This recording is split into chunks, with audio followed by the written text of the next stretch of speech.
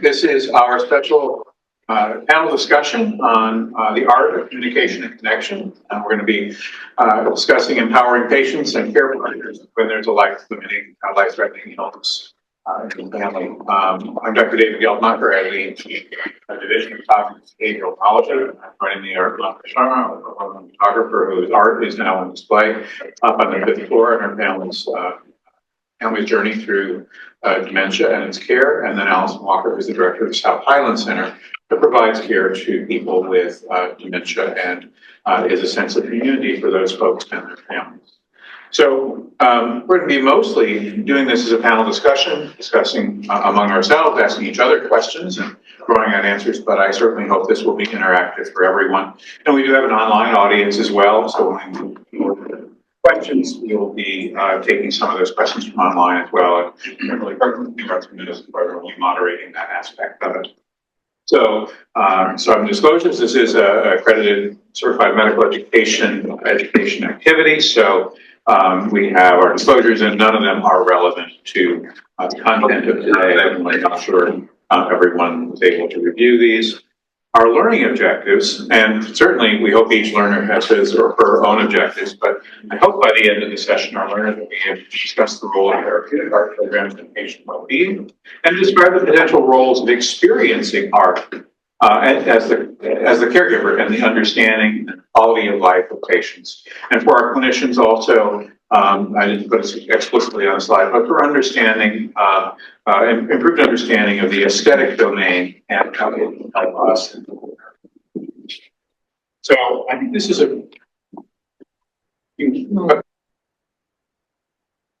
it's an old quote, and it's from the world of general education and the philosophy of general education. Now, what is that, 60 years ago? But a human being is, in essence, a creature who creates, discovers, enjoys, perceives, and acts on meaning. And that meaning is something that's individual to each of us. But through these kinds of activities, creating, discovering, enjoyment, perception, and action, we enrich our lives and allows us as providers to enrich the lives of those that we work with and care for. How did this all come to be? Well, it's been a long-term dream of mine since I read this article in the Lancet Neurology in 2004 by Ken Rockwood. Ken is a geriatrician. His wife is an artist, and he runs the memory clinic at Dalhousie University in Halifax, Canada. His work there engaged with artists, and in fact, this particular artist's work. And he published an article on the role of artists in residence for his memory clinic and the importance that it had for him and his patients. And so that was in 2004. I met actually with Ken. I traveled to his facility in 2009 or 10, got to see it firsthand. It is utterly impressive, and the engagement of his entire team and patient and family population with it was amazing. So what Dr. Rockwood had envisioned was that this art programming in his memory unit, his ambulatory memory clinic, would be to establish a therapeutic ambiance, to make it seem like a place that you should be and could be receiving care, and care across multiple ways of thinking about what care is. Care of the person, care of the condition, treatment with drugs, and treatment not using drugs, and education. All of those things are important. He also hoped to be able to illustrate patient and family experiences, to bring forward unrecognized commonalities. That is, and I'm sure some of you in going through Manjari's photographs upstairs could see things that reflect your own experiences in interactions with both well people as well as those facing disease and those providing care to those who have illness. But this allowed a cathartic interaction to see the art, help people feel things and understand narratives in ways they may not have had access to without first looking at the way the artist saw the world and depicted things. It's also, Dr. Rockwood's goal was to facilitate a sense of community, that you as the patient, you as the caregiver, you as the family receiving care, and also us as clinicians aren't alone, that others have shared the experience, others have taken the journey, and their reflections on those journeys can help us understand our own journeys more effectively. And that's a way of allowing a clinician to see themselves, see ourselves through their patient's eyes. That third person perspective of the artist depicting an interaction can help us as clinicians with the understanding. Not cited here, in fact, I'll probably get, let's see if it's on the next slide. I see. And so what Ken wrote, what Dr. Rockwood wrote was, in the Artist in Residence program, we seem to have found a persuasive way to improve care for people with dementia and to embody it as a stimulating and rewarding way of life. That caregiving is not a burden. It's a stimulating and rewarding aspect of life for those who are on that part of the journey. And that was really very important for me and formative in the way that I wanted to view what my memory clinic would look like someday as I had the chance to build it. So there is a literature behind this. This isn't just Ken Rockwood and me talking about it, but rather the science behind it. So we know that at the biological level, the people who actively or passively experience art have a release of endorphins. Endorphins are the feel-good hormones. So they're the things that raise our sense of well-being when they're elevated in the body. Literature points that lifelong learning in the arts and social engagement through the arts improves health outcomes like diabetes and high blood pressure. And these include studies in members of underrepresented communities, so that these are kinds of therapeutics that can spread across the gamut of the populations we care for.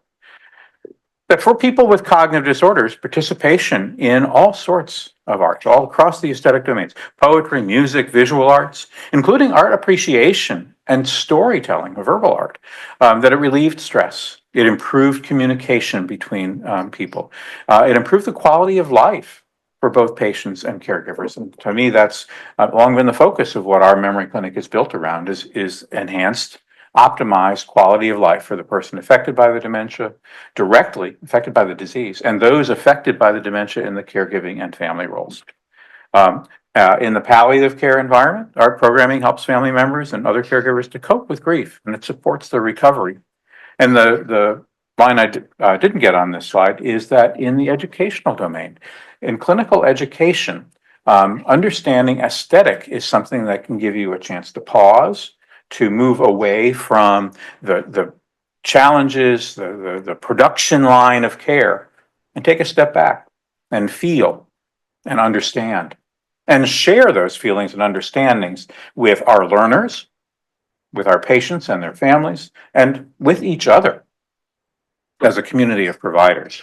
So those are all critical things that art can provide for us in a memory clinic setting.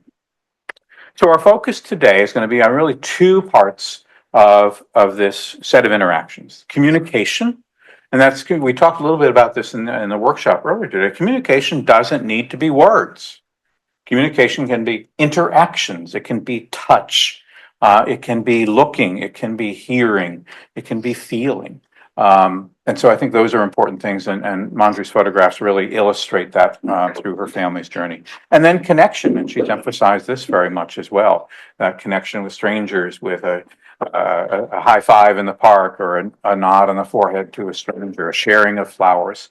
But the arts and artistic expression allow those kinds of connections when words fail, or when all we have is our feelings. And I think those are important elements for us to be discussing and sharing today. So I'm going to join the panel after that introduction, and pretty much the whole topic is open, whether it's the neuroscience, whether it's the art, whether it's the community, as Alison's work show us.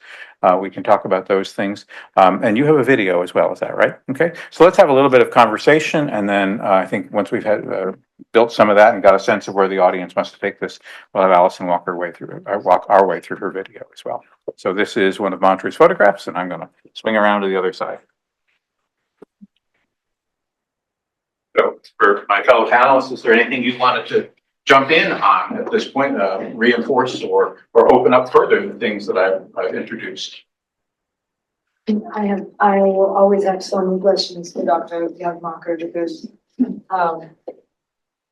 specifically to frontotemporal dementia, could you start with speaking a little bit more about what specifically the particular kind of dementia that it is, and how it affects the frontotemporal brain? Sure. So frontotemporal dementia is one of the common later life degenerative illnesses. And there's actually a family of different illnesses that get lumped together under this term frontotemporal. When I say family, there's different genetic origins, there's actually different microscopic expressions. And so each person who has this kind of illness may have a unique presentation of symptoms, but the common things we see, as you saw with your mother, a loss of language, what we might call progressive aphasia.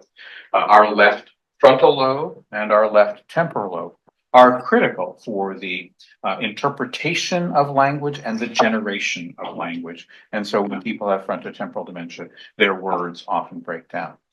On the right side, things aren't as clear as to the specific functions of the frontal lobe and the temporal lobe, but they have a lot to do with emotional communication. And some people will have an exaggeration of their emotional communication. Someone who may have always been blunt and reserved now is unduly engaging and maybe inappropriately engaging in interactions with others, puts them at risk for things like scamming and any other sort of exploitation. But also importantly, in the right temporal lobe is our processing of emotion, both the understanding of what someone's trying to communicate to us emotionally, as well as the ability to generate the emotional tone. So people with this kind of illness often lose the ability to put into their voice or put into their mannerisms the emotion that they're feeling. They may seem blunt or withdrawn or separated. But it sounds like in your mom's case, from the way you've told the story, that those areas of language, of understanding and speaking were what were lost. But what's important in all of this is that our identity, our self thing we are as individuals, does not live in our language. It does not live in our emotions. We have that being of ourselves, even when we lose those connections to the external world. And so in many ways, having a dementia syndrome is being imprisoned in your mind, that there are parts of it that don't work, and those parts reduce our ability to interact with others in the ways that we've learned through a lifetime. And so other means of connecting and interacting may become important. Music, you talked about music with your mother. And so that's a way she was able to connect with, interact with the world, even when words weren't there. Touch is another. Touch is a sensation that isn't dependent on language. And human touch is critical for most of us, if not all of us, in one way or another. It's really the first thing that a mother and child interact with each other in is touch. So those things are all important, and all are the person with dementia may lose the ability to express their connection to those things, but I think they're still experiencing. They're still experiencing it. Okay. So, and would you say that that is true for even as the disease progresses? So as the disease progresses, and this is true for all dementia types, not just frontotemporal, the ability of our gray matter, our cortex, to remain integrated, to connect to its other partner parts quickly and efficiently become lost. We're losing brain cells. So the efficiency of our mind reduces. And so people may not have all of those qualities maintained through all of their course of illness. And again, there's a lot of individual variability because in some people, this pool of cells may be more affected, in some people that pool.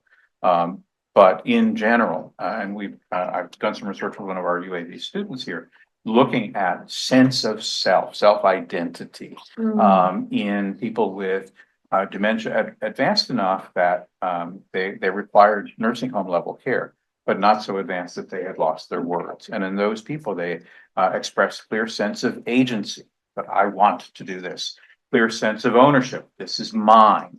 And so those things that define us as ourselves, I think, are well retained well through the course of dementia for many people. And I think there are always those kinds of connections, as you've described, where something will trigger a memory. And I'll share an example of my own family's life. My grandmother had dementia, probably not frontotemporal dementia, probably related to stroke and cerebrovascular disease.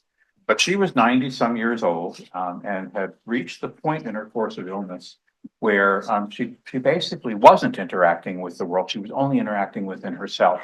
I call it the mindless humming phase of dementia, but she would sit in a chair and rock with sensory stimulation and hum. And I had a new son. He was about 6 months old. came to visit, and she was living with my mom at the time. And I took my son and passed him off to my grandmother, and something happened. Something inexplicable happened. She took the child, assumed this maternal posture, And started rock. incorporated her rocking into that. And then she said something. She said, "You look so much like your father did at this age." She'd never had a son.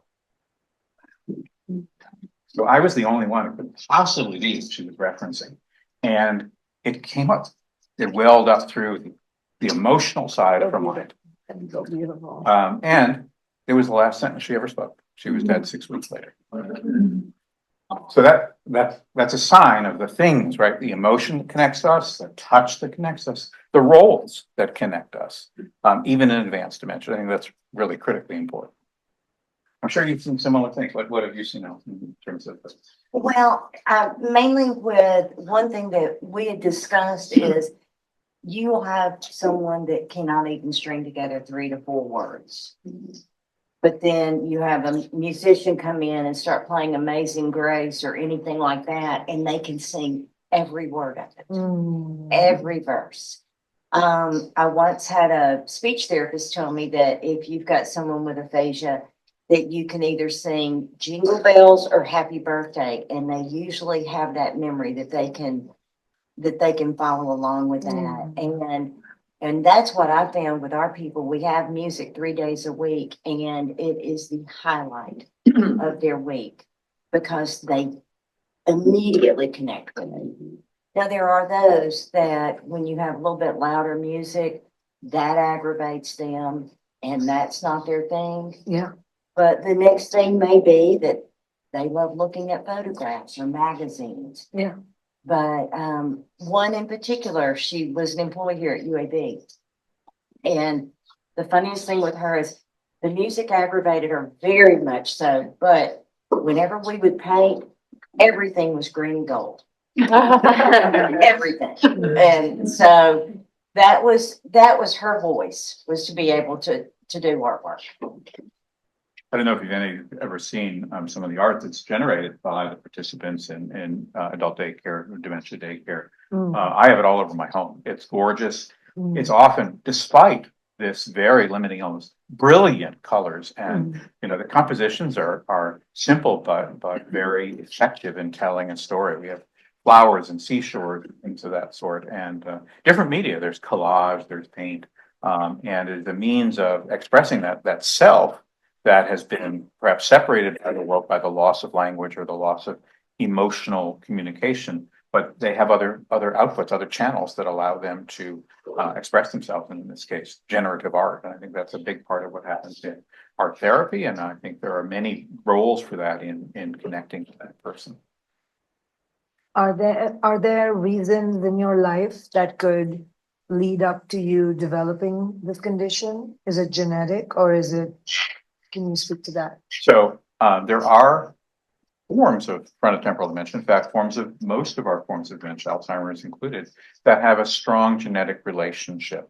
And some are what we would call genetically determined, where you inherit a gene and you will get the disease. But for most of them, it seems to have multiple factors that play into it, not just one gene, but vulnerabilities, if you will, that come from your genetics.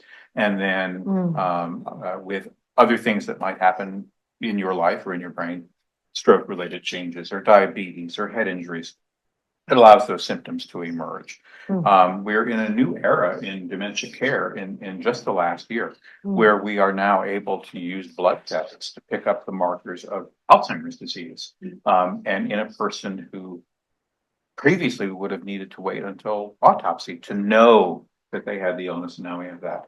We're not there with the frontotemporal dementias. We have a better understanding of the genes in frontotemporal dementia, and recognizing that the genes have a much bigger influence than we once thought. But there isn't a, go get this blood test and we'll tell you what's going to happen in 20 years level of knowledge in the frontotemporal dementias yet. So it is why is Alzheimer's more identifiable than? it has a more uniform pathology. So Alzheimer's disease is characterized by two protein changes in the brain, and everyone with Alzheimer's disease has those exact same two protein changes, something called amyloid and something called tau. In frontotemporal dementia, there's actually a range of different protein abnormalities that make the same cells vulnerable and therefore have the same symptom patterns when they emerge. So it's a much more variable illness. In the case of someone like your mother who had prominent language symptoms from early on, there's some evidence to suggest that the vulnerability that may relate to that is people who've had, let's just say people who have frontotemporal dementia with aphasia are much more likely to have had early life learning disabilities in the language domain. So there seems to be a weaker link for them. Their language systems may be more strained or have to work harder to produce, and then you start to lose brain cells from the illness, and that's the symptom that emerges first. So it's a kind of what we call selective vulnerability. But yeah, there's still more mysteries than facts when it comes to understanding these illnesses. And I think that's why connecting with our patients, regardless of what the biology is, becomes important. It is, how do we help people make those connections? How do we help them build their community within the limitations that we know their brain has placed upon them? So, what do you think? Is it time for your video? Why not? All right. So, Sorry. get a little bit more conversation started. You are.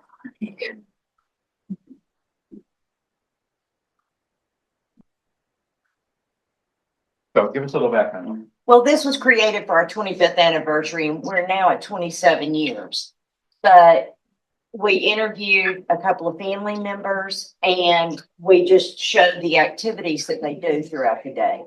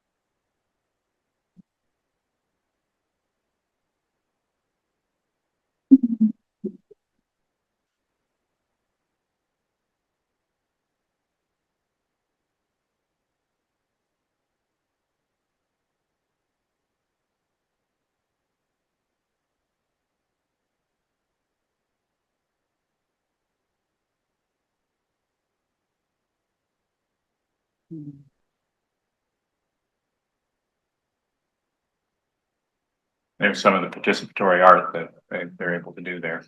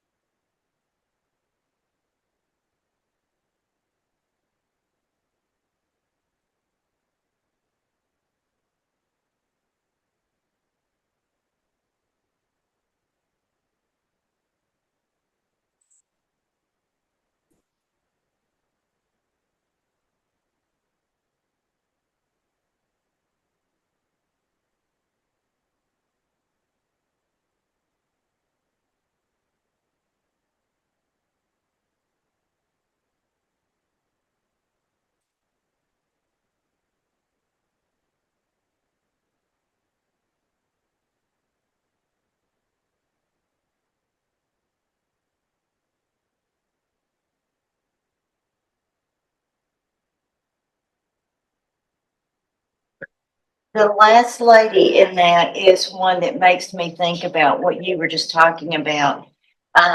Right now, she comes Mhm.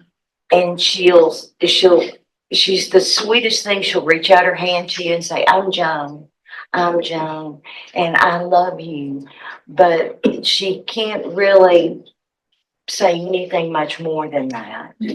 Um, she doesn't follow commands. She requires physical contact to get her to go to the restroom. Now she will be pretty good. She is pretty good about eating on her own, but who isn't usually? But that's what I see with our community is that we have some folks that you would never know that there's absolutely anything wrong with them. And then there are others that you'll ask a question and they don't respond correctly. But what happens with our people is the ones that are a little bit higher level will say, now be sure and eat your lunch, honey. Eat some of your carrots.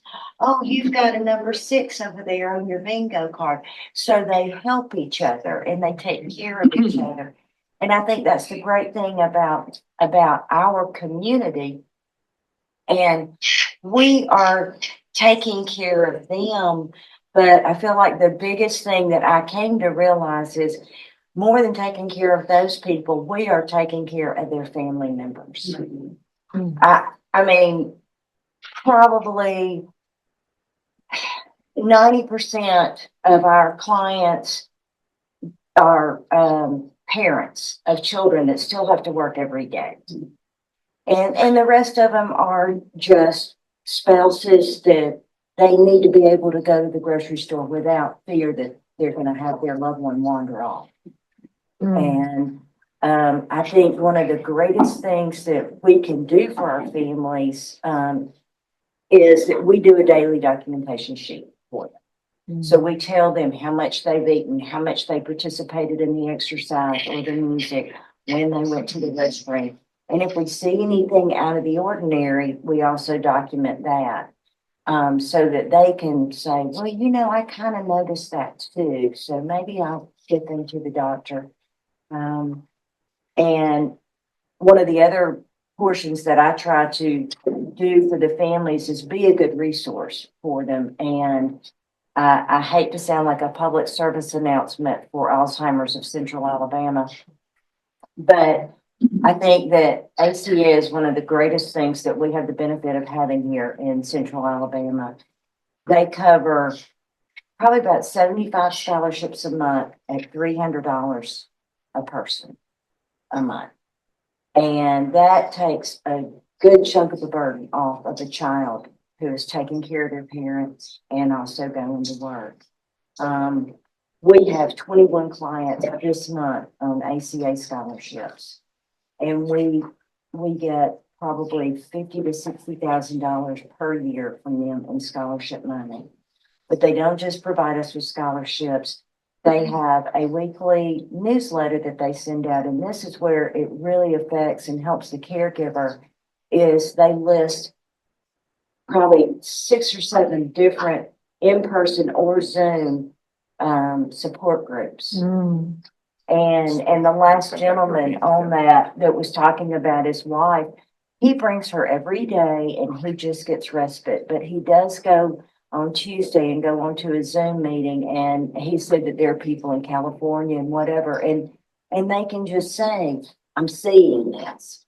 And they can get support that, yeah, it's been seen before. It's, you know, you're not alone in this. And I'm very thankful that we have ACA to, I don't think that any of our larger groups, daycares would be functioning as well as we do if it weren't for ACA and providing those scholarships. I did have one question for you about the program we saw on the video. What are your clients' reactions when they see the guitar come in the room or the painting supplies come in? What do they recognize what's going to be happening? Oh yeah, as well, especially the drummer. because he starts his jam box outside the door, and he's got disco music or whatever going on, and they love him. Now, it's like I said, the other woman that Not everybody. worked at UAB, she came into my office during that time. So the reason I asked that question is I think we saw some of that is, these are people with memory loss, right? We've defined them. They're not remembering things, Right. yet they hear the drums outside, or they see the cart with the easels and the paint come in, and they remember. They become engaged. Their emotions perk up. And the same is true with the, and I don't know through you, but I know through some of the other programs, the respite type programs, when the pool noodles come in for chair volleyball, people become excited and happy and engaged. And I think they're in this together, right? They're participating together with this physical activity and this positive emotional response. And yet every one of them is forgetful. Every one of them can't remember what day it is, or perhaps what medicines they take, or even the name of their daughter, but they remember the activities and the engagement with the artistic programming. Dr. Geldmacher, is so speech and language, like you said, gets impacted, but music doesn't. So does music live somewhere else? So music can be affected. Not everyone has this connection to it, but I think one of the reasons that music is perhaps from the neurologic perspective, more engaging for many people is it engages many more parts of the brain.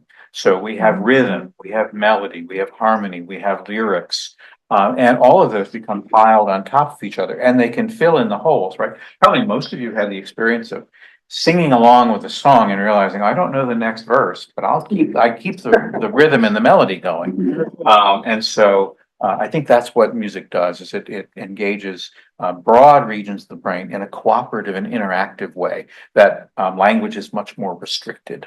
So I think that's part of it. And what about hearing? Well, good thing. So good question. So hearing obviously is one of the things that becomes vulnerable with age. Many of us don't hear as well as I used to. And so when we don't hear well, we lose the quality of information. Think of yourself driving along in the car, well, back when you used to get real radio signals and not satellite signals. But you're between radio stations and there's a lot of buzz or static in the line, and you have to lean in and think harder. What am I hearing here? And for the person with hearing loss, that can be a big part of their experience.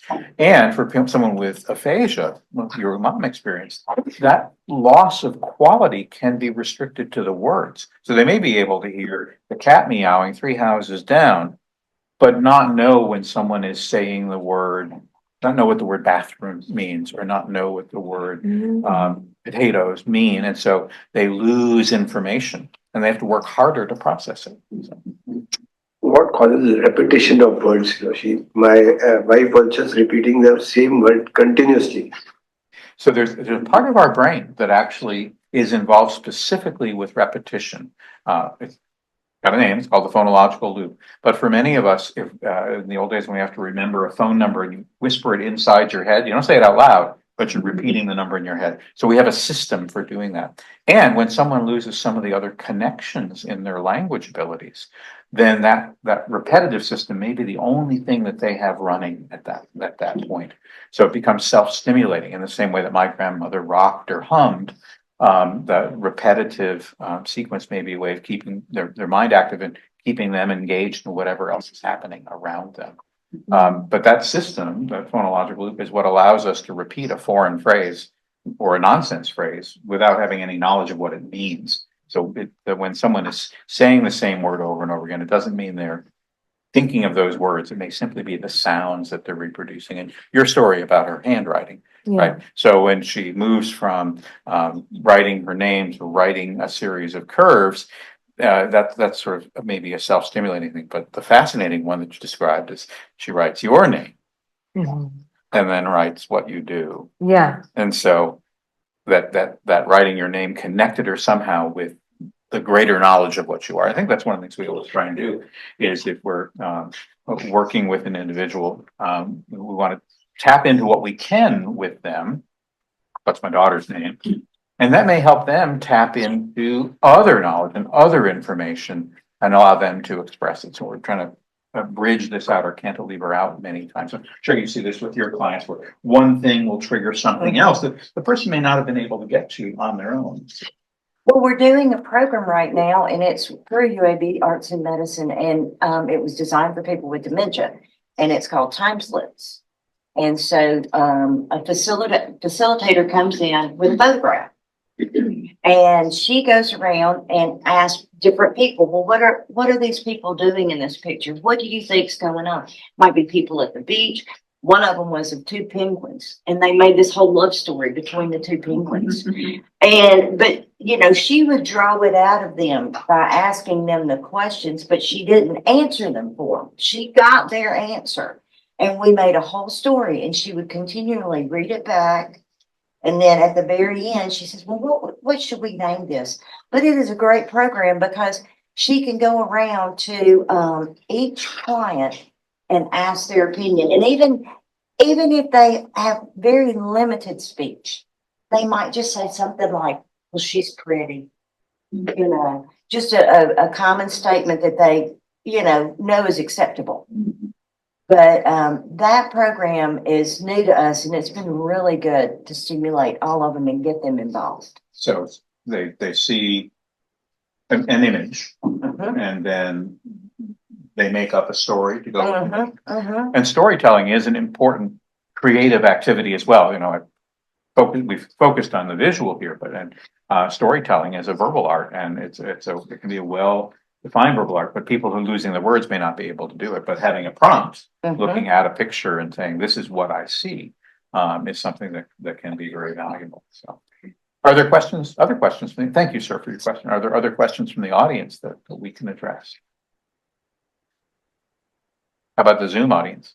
Yes, we have a few questions. The first question is actually one of my questions. I just want to say that, of course, the reason not everybody here was at the walkthrough this morning of the gallery images that are by Manjari Sharma. And so, Manjari, I was wondering if you could just talk a little bit about why we're here, why this came to be in terms of your photography and your experience.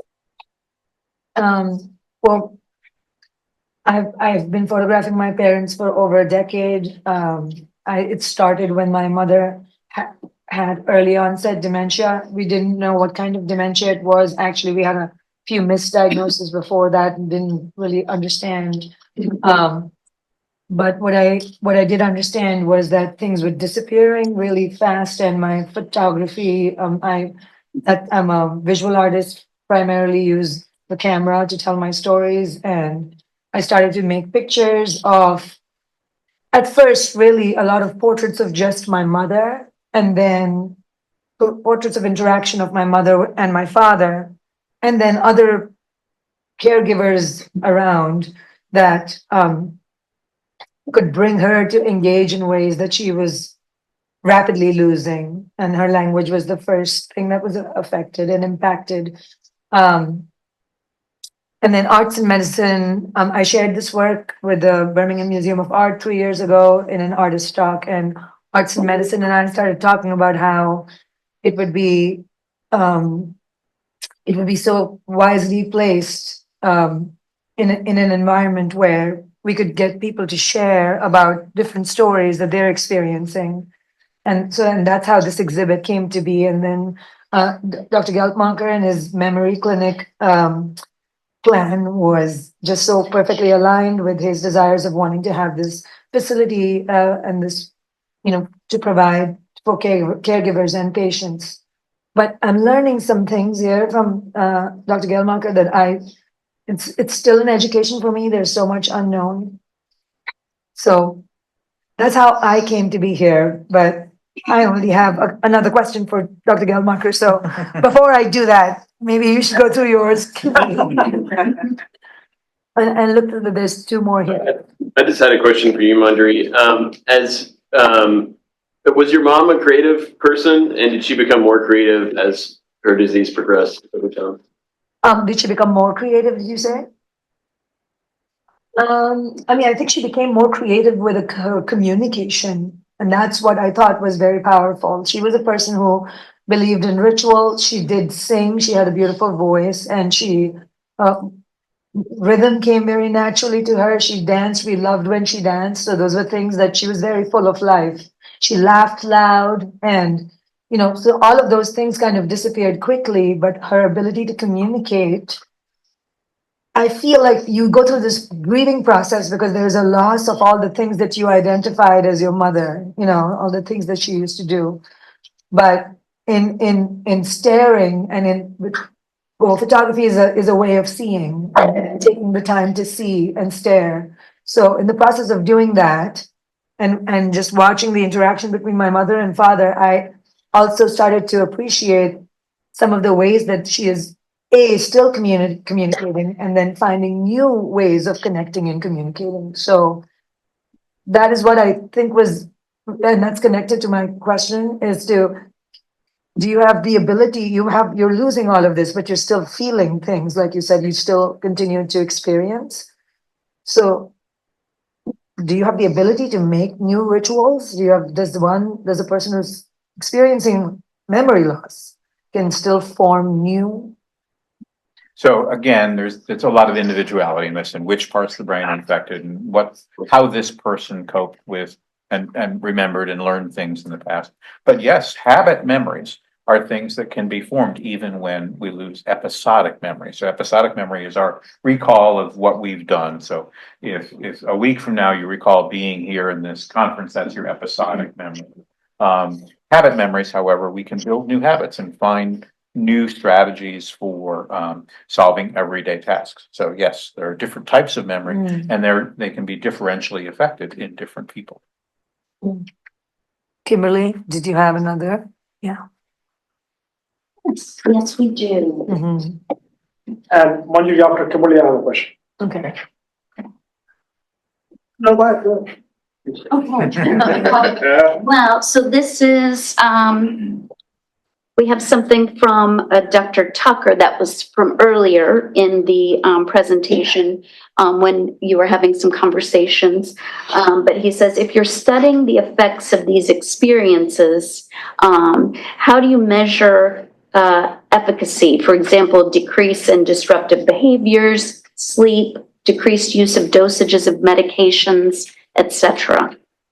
So I don't know that there's been a lot of quantitative study of the benefits of these sorts of things. I think folks in Allison's position see the qualitative side of that as when someone is, and this goes back to a core theme in Montessori, if someone's engaged in a productive activity, they can't be simultaneously engaged in a damaging one. So I think when folks are busy with the art program, they're less likely to be agitated, or busy with dance, they're less likely to be motorically restless. So I think we see the qualitative outcomes. I think there's plenty of room for studying different quantitative ways of doing it, perhaps with things like actigraphy that would measure whether a person seems to be physically calmed by either observing art or participating in art. And in my introductory slides, I mentioned there are some of these, some studies, limited size, variable quality, where they looked at some of the biological outcomes. So participating in and observing art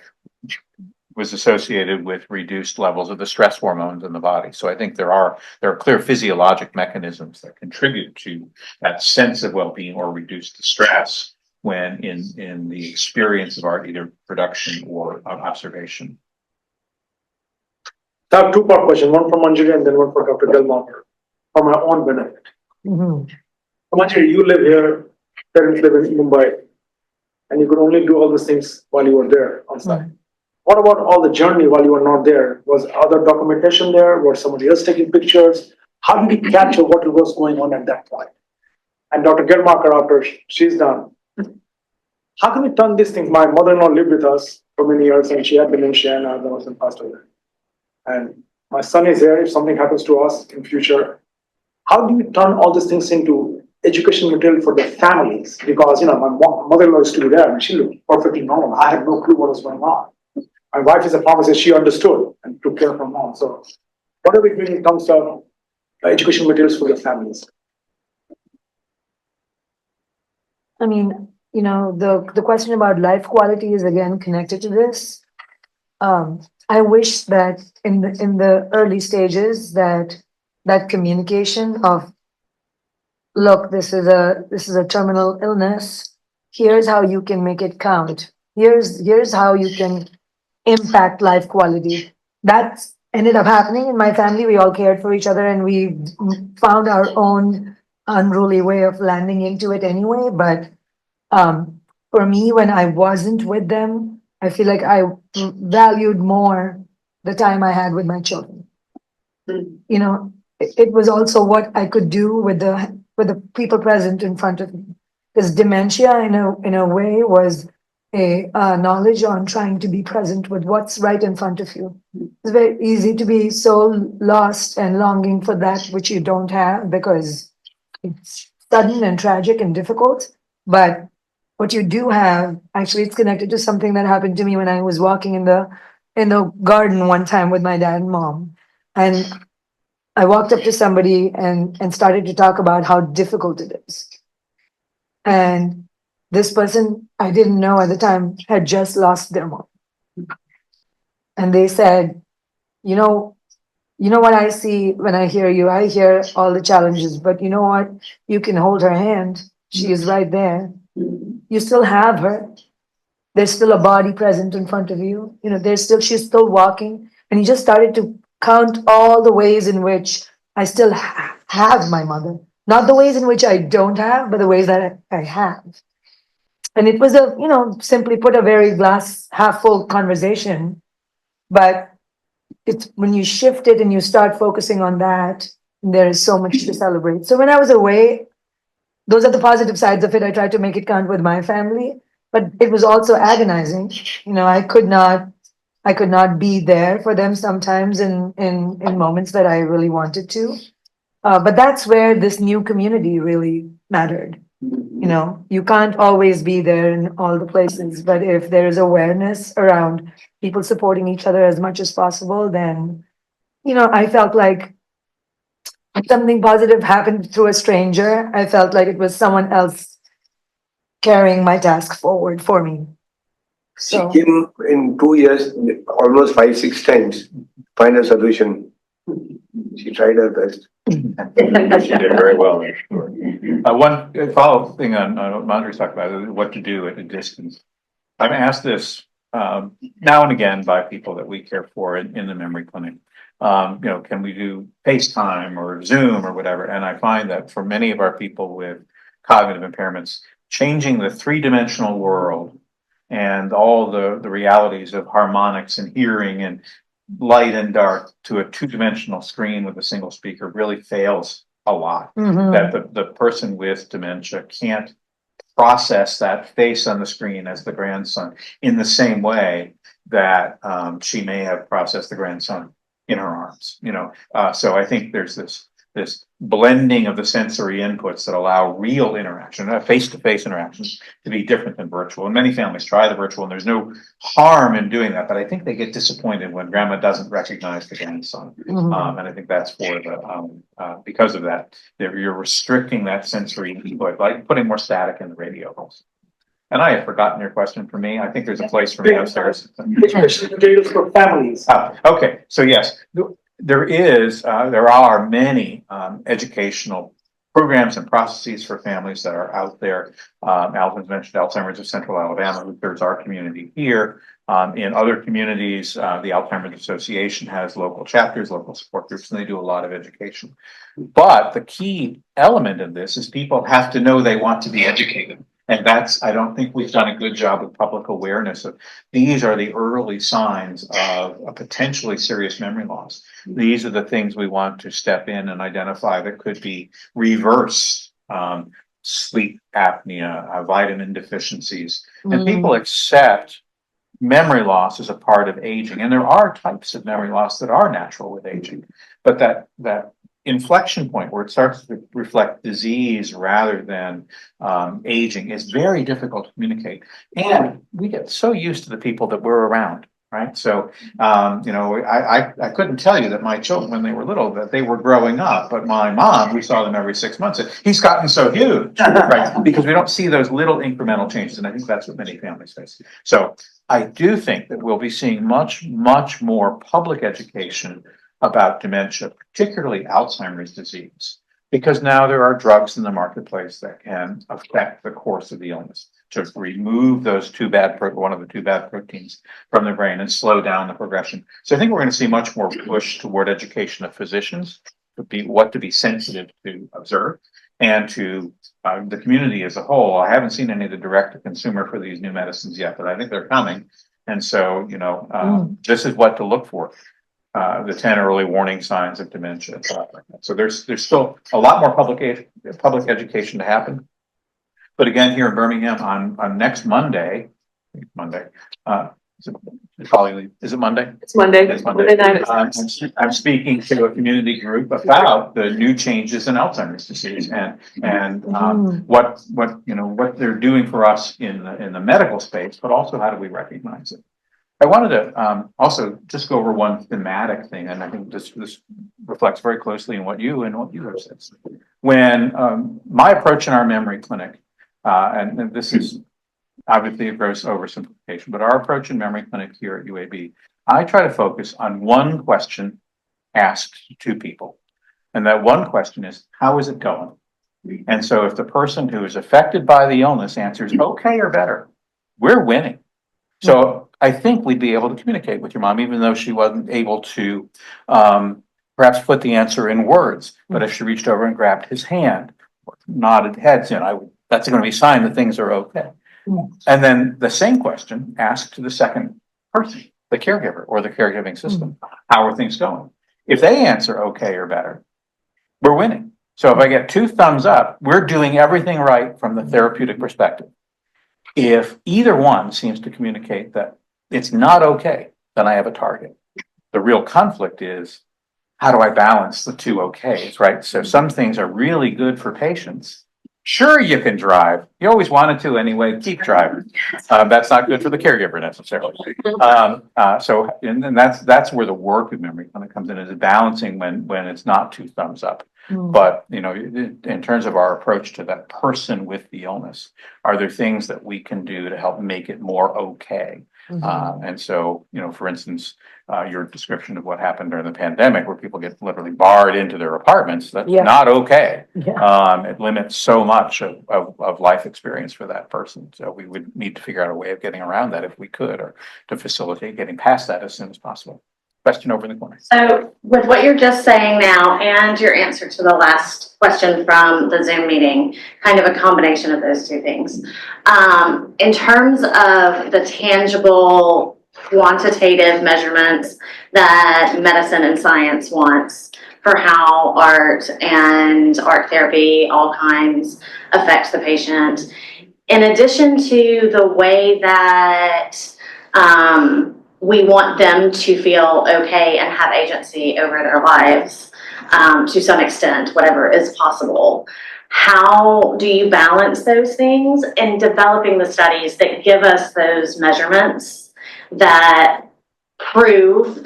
We all know that listening to music can make you feel better, right? But how do we prove it in ways that can be effective measurements of change moving forward for the people and their caregivers that are struggling? Really tough problem scientifically, right? Especially if someone doesn't have their words, because they can't tell us. So we have to observe behaviors, and we might observe behaviors that are measurable: blood pressure, pulse, heart rate variability, sleep quality, those sorts of things. And we can also observe qualitatively what is the character of their interactions, and we can have checklists and things like that. Several years ago, with my colleagues from the University of Virginia School of Nursing, we developed an instrument that we called the Family Quality of Life Instrument, which tried to look at that balancing. Caregiver quality of life has been looked at and measured for a long time, but not so much how well is this family functioning. So from your descriptions, from what your dad was able to do, it sounds like your family quality of life was actually quite good under his agency. And so those are numbers that we can try and generate. But the real problem is, because of this wall between the person experiencing dementia and the rest of the world, because of their cognitive deficits that encircle them, it's very hard to measure that directly in any sort of verbal way with a patient.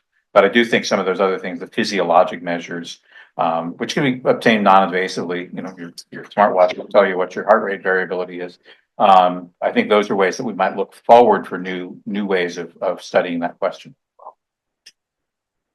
I think our time is almost up, so. I have a question. Just in connection to that, the violence that the patient sometimes displays during that process. What is the reason for the patient becoming violent? And the productivity you talked about, or how you talked about when you give them activities, you're taking that aggression, you're taking the violence away, giving them something to do that makes them feel positive. Is that one way that can be Redirection is measured? really important. Take that energy that would be in the form of aggression Mhm. and move it to something else. But you've been the mother of a 2-year-old twice. You know, when people, at least twice, right? You don't have the words. What do you have? You have your actions. Mhm. And many of our people with dementia have to take that frustration that they're experiencing. Why don't you understand me? Which is basically one of their core questions.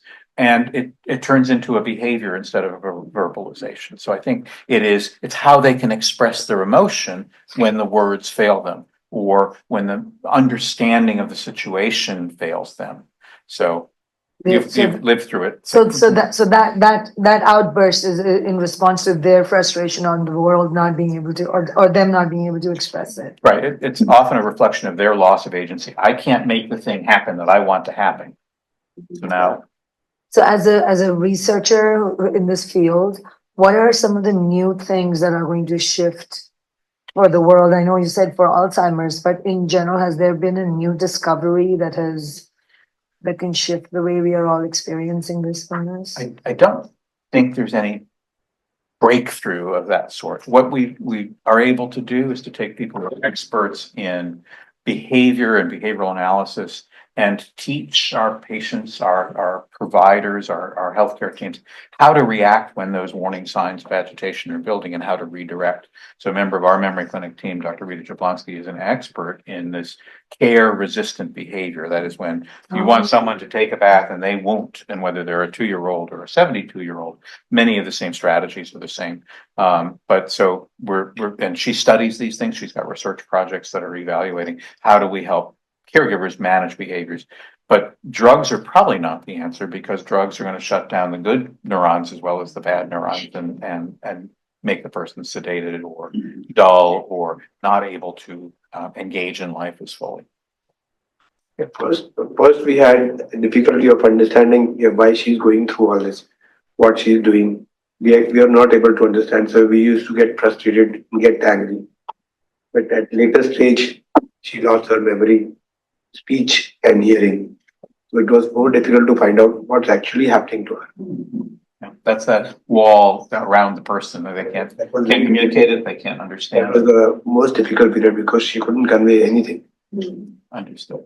Whatever disease she was having, whether having headache, stomachache, she just couldn't tell anything. Yeah, that's that is very similar to the toddler who doesn't have the words, doesn't understand the world in the way that they need to understand why they feel the way they feel.